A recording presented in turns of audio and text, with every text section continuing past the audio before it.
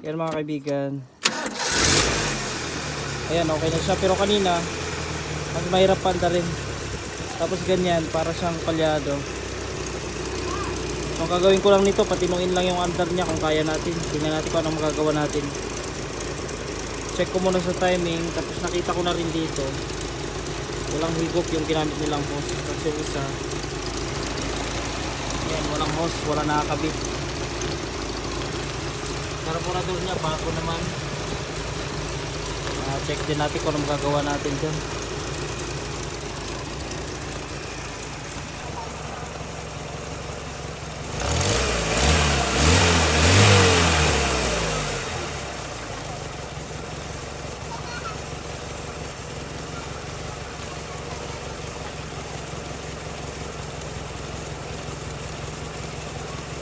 Tinutono lang natin yung carburetor gamit itong vacuum gauge.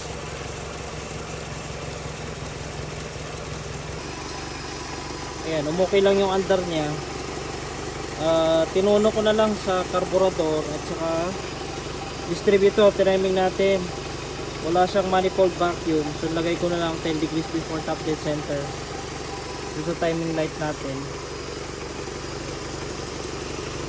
Yun lang yung ginalaw ko, carburetor at saka timing dito. Kulang lang talaga sa tono.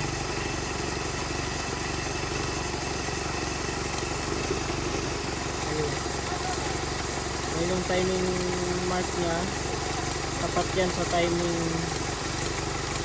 sa 10 degrees before top dead center. Tapos gumana na rin yung kanyang vacuum advancer, supported lang. Ito, inundem ko yung sa manifold, tapos ito yung supported. Pag ni-rev mo, saka siya nag-advance. Hindi na rin siya ganun kahirap panda rin. So far, yun lang ginalaw natin, no? Kasi yun lang naman talaga kadalasang problema eh. Sa timing, ignition timing distributor, tapos tono sa carburetor. Minsan pag sobra hangin o sobra gasolina, ay hindi talaga payapa yung andar. Hindi talaga sa titino. So yun na mga kaibigan, nakuha ko na yung tono niya talaga. Yan na siya. Tahimik na siya. Payapa na yung andar. Tiniming ko lang. Sinunod natin yung tamang degrees.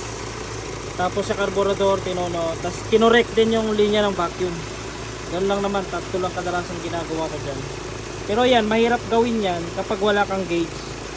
Wala kang gamit na vacuum gauge, wala kang gamit na timing light, at saka kung hindi mo alam yung prinsipyo ng mga linya ng vacuum dito sa ating manifold at saka ported vacuum advancer. Dalawa kasi yan, merong mechanical, okay yung mechanical niya, saka yung vacuum advancer. Mechanical advancer saka vacuum advancer. Okay na yung mechanical advancer, then okay na rin yung kanyang vacuum advancer. So okay na yung andar niya, at hindi na rin yan mahirap pandarin, katulad nung kanina yung pinaandar ng may-ari. Yan o.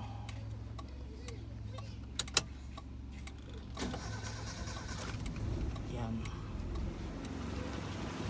andar na siya. Okay na siya. Shout out pala kay sir yung nagpagawa sa atin, pumuntak sa atin. Alright, thank you for watching.